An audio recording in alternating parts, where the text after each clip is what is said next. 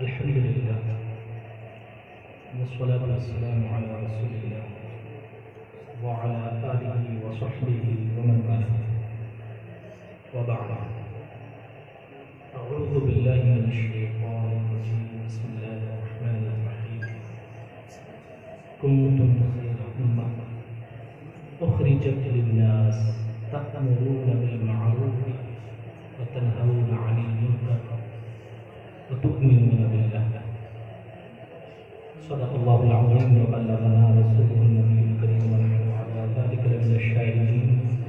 والشاكرين والحمد لله رب العالمين.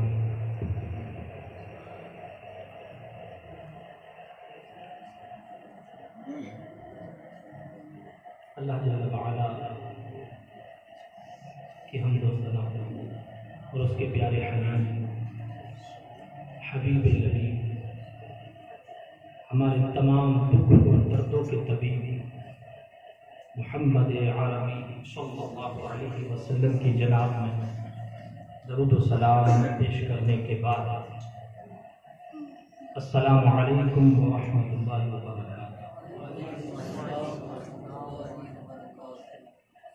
جامعۃ المدینہ کے تمام اساتذہ کرام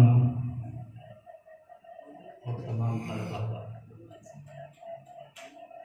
عوامی اسلامی بھائی معاشرہ، ہمارے ربانی شاہ صاحب بھی اپنے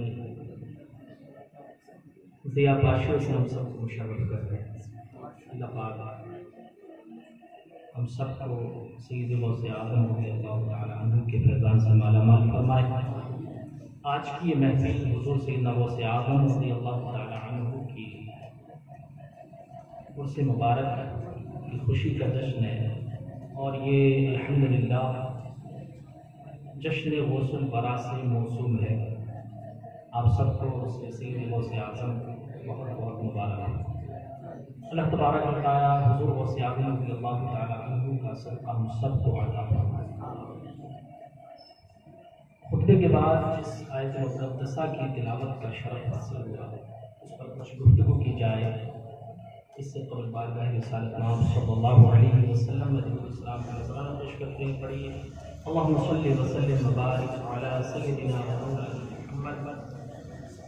طب القلوب ودوائها وعافیة الابدان وشفائها ونور الابصار وضیائها وآلہ وصحبہ اجمعین ابدا. اللہ تبارک و تعالی نے ارشاد فرمایا کنتم خیر امہ، اے امت محمدیہ ساری امتوں میں سب سے بہتر اخرجت للناس. تمہاری تخلیق کا مطلب صرف اور صرف لوگوں کی بھلائی، تأمرون بالمعروف اچھائی کا حکم دینا، وتنہون عن المنکر برائی سے روکنا، وتؤمنون باللہ رب ذوالجلال پر یقین کے ساتھ ایمان لانا. یہ تمہاری خصوصیت ہے. رب ذوالجلال نے اس آیت مبارکہ کا کچھ حصے میں کچھ باتیں فرمائی ہیں ہم لوگوں کے لیے، اور میں نے جو آپ سے اس کا ترجمہ کر کے عرض کیا ہے اس پر اگر غور کریں تو ہمیں پتہ چلے گا کہ تؤمنون باللہ کو لاسٹ میں رکھا گیا، آخر میں رکھا گیا، جبکہ تأمرون بالمعروف وتنہون عن المنکر کو شروع میں لایا گیا. اس کی وجہ یہ ہے کہ آدمی اچھائی کا حکم اور برائی کا روکنے کا جو سلسلہ کر سکتا تھا اس کی اہمیت اپنی جگہ پر ہے، اور ایمان لانے کی اہمیت اپنی جگہ پر. ایمان لانا یہ سب سے پہلے اپنے آپ کو رب ذوالجلال کے شرف سے مشرف کرنا ہے اور لوگوں کی بھلائی کرنا. حالانکہ ایمان لانا یہ بھی لوگوں کے لیے بہت اچھی چیز ہے. اگر ایمان ہی نہیں لائے گا تو لوگوں کے لیے کیا کچھ کر سکتا ہے. لیکن اللہ تبارک و تعالیٰ نے کنتم خیر امہ اخرجت للناس فرمایا ہے. یہاں پر تؤمنون باللہ جو بات لگایا گیا ہے، اگر ہم اس کو کنتم خیر امہ اخرجت اخرجت للناس، اس پر اگر تھوڑا سا دھیان دیں تو بات سمجھ میں آئے گی کہ یہاں پر مقصد جو سمجھانا ہے وہ لوگوں کی خدمت کرنا، یہ سمجھانا ہے۔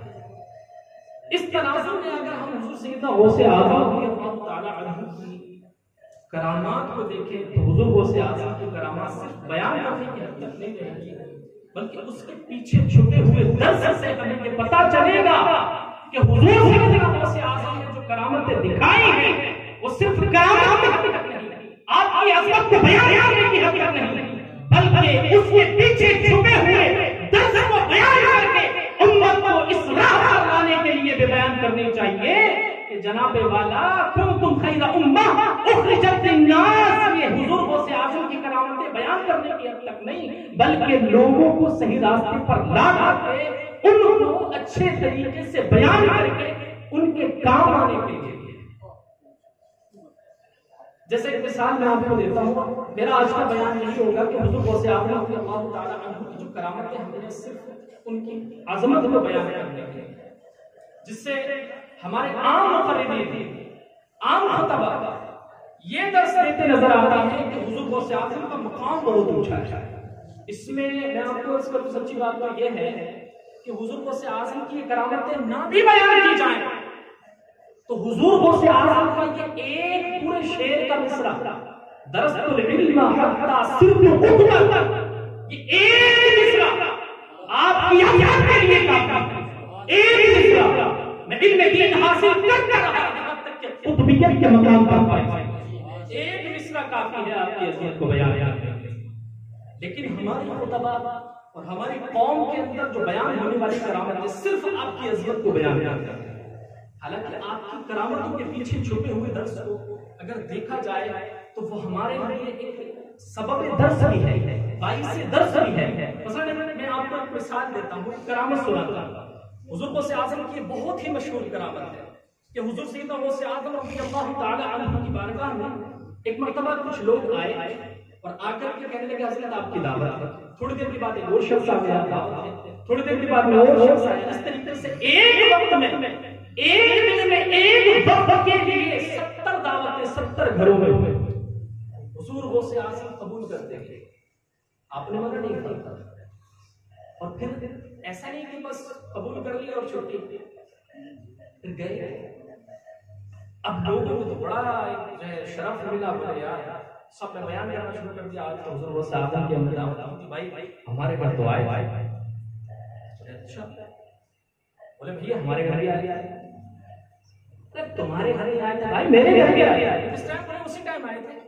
بولے کون سا ٹائم تھا؟ بولے یہ ٹائم تھا۔ بولے اچھا، اور آپ کے یہاں؟ بولے ہمارے یہاں بھی ٹائم تھا۔ اس طریقے سے سارے لوگ جو بھی بیان کرنے والے تھے اور جن کے یہاں پہ دعوتیں تھے وہ سب بیان کرنے لگے کہ ہمارے یہاں بھی آئے تھے، ہمارے یہاں بھی آئے تھے۔ سارے لوگ پریشان ہوتے ہیں۔ تو یہاں پہ جو نقطہ بیان کیا جاتا ہے وہ یہ ہے کہ دیکھیں حضور غوث اعظم کی شان یہ ہے کہ ایک وقت میں 70 لوگوں کے گھروں پر دعوتیں کھا رہے ہیں۔ میں یہ عرض کروں گا یہاں پر کہ اس کرامت کے پیچھے،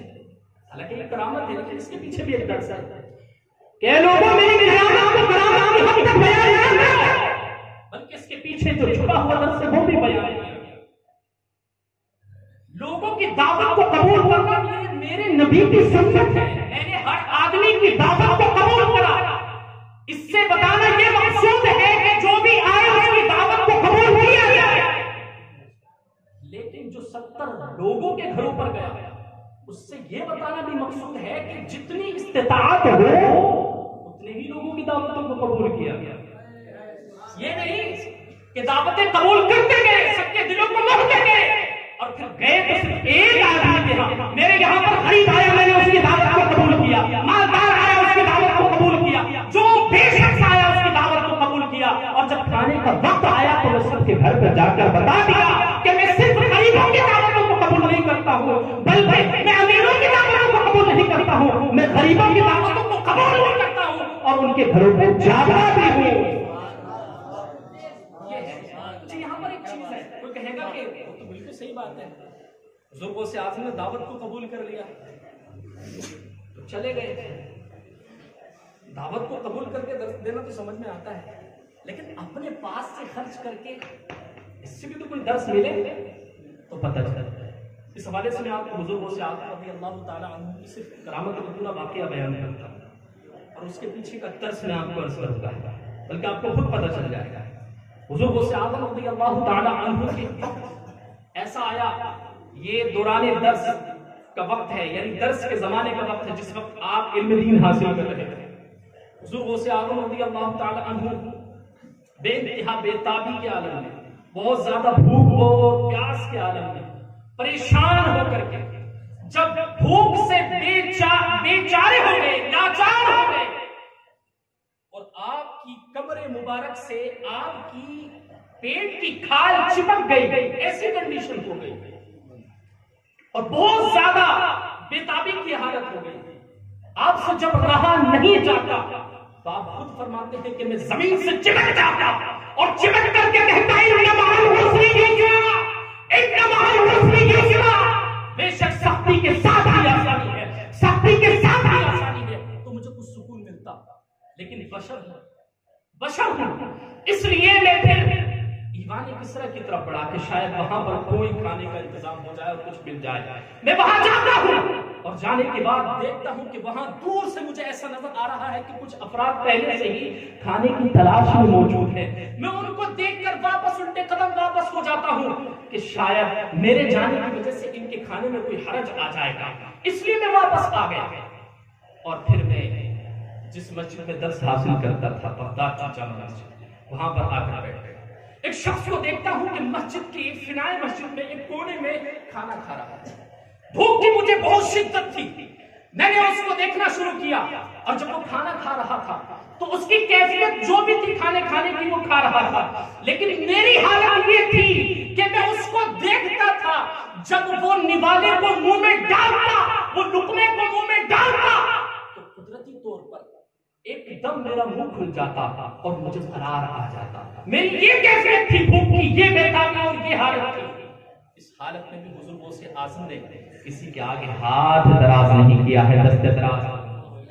یہ بزرگوں سے اعظم کی شان ہے۔ اب پھر اس کے بعد میں کیا ہوتا ہے، وہ شخص اچانک دیکھتا ہے، اچانک اس کی نظر حضور سیدنا غوث اعظم کے اوپر پڑتی ہے تو وہ بچک جاتا ہے، وہ کہتا ہے اے بچے، بزرگوں سے اعظم کی عمر مشکل سے 20 یا 21-22 سال کے آس پاس ہوگی، یہ بچے کیوں بڑی عجیب کیفیت میں لگ رہے ہیں آپ کو، مجھے لگ رہا ہے کہ آپ بھوکے ہیں۔ بزرگوں سے اعظم فرمانے لگے ہاں بھوک تو مجھے لگی ہے، تو بولے آؤ کھانا کھا لیں۔ بزرگوں سے اعظم رضی اللہ تعالیٰ عنہ بھوک تو لگی تھی، لیکن یہ فرمان بھی بزرگوں کا پیش نظر ہے کہ جب بھوک لگی ہو یا بھوک نہ لگی ہو، اگر کوئی دعوت دے تو پاس میں آ جانا چاہیے، پاس میں آ جانا چاہیے، لیکن ایسا نہیں کہ جیسے کہا ہاتھوں ہاتھ ہی، بلکہ تھوڑا سا تکلف کرنا چاہیے۔ بزرگوں سے اعظم تکلف کے ساتھ بولے نہیں آپ کھائیے، آپ کھائیے، وہ نہیں مانا، اس نے بلا لیا، بزرگوں سے اعظم اس کے پاس آئے اور اس سے ساتھ میں کھانا کھانا شروع کر دیا، کھانا کھاتے رہے، ابھی 2-4 لقمے یا کچھ وقفہ ہوا ہوگا کھانا کھاتے رہے، بزرگوں سے اعظم رضی اللہ تعالیٰ عنہ سے وہ پوچھنے لگا آپ کہاں سے ہیں، بلکہ حضور سے اعظم نے ہی اس سے پوچھا کہ آپ کہاں سے آئے ہیں، بولے میں جیلان سے آیا ہوں اور ایک بچہ ہے ہمارے یہاں کا عبد القادر اس کا نام ہے، اس کی والدہ نے کچھ سامان لے کر کے مجھے بھیجا تھا کہ آپ جا رہے ہیں جیلان تو میرے بچے کا سامان لیتے جائیں اور اس کو یہ دے دیجیے۔ کافی دن ہو چکے ہیں، کئی روز سے میں اس کو تلاش کر رہا ہوں، میں اپنا کام نپٹا کر کے اس کو تلاش کرتا رہا لیکن وہ نہیں ملا اور میرے پیسے بھی ختم ہو گئے۔ اب میں نے کیا کیا کہ جو اس کی والدہ نے مجھے سامان دیا تھا اس کو بیچ کر کے میں نے یہ کھانا خریدا ہے۔ حضور غوث اعظم مسکرانے لگے، بولے کیوں مسکرا رہے، بولے میں ہی کہوں۔ تو ہم اس حوالے سے میں شعر مجھے یاد آیا، وہ کھانا غیر نہ کھائیں انہیں زیبا نہیں دیتا، وہ کھانا غیر نہ کھائیں انہیں زیبا نہیں دیتا، جو کھانا لے کے آیا وہ کھانا تھا کس کا، غوث اعظم، جو کھانا لے کے آیا وہ تھا کھانا غوث اعظم کا۔ یعنی حضور غوث اعظم کھانا بھی ابھی کھا رہے ہیں تو کس کا، اپنا کھا رہے ہیں، بہر کہے آپ نے کھانا کھایا اور وہ پہچان گیا، اس کو ساری پہچان بتائی، بولے اچھا ایسا کیا، بولے ہاں میں ہوں، بولے اچھا، بولے آپ مجھے معاف کرنا، آپ کی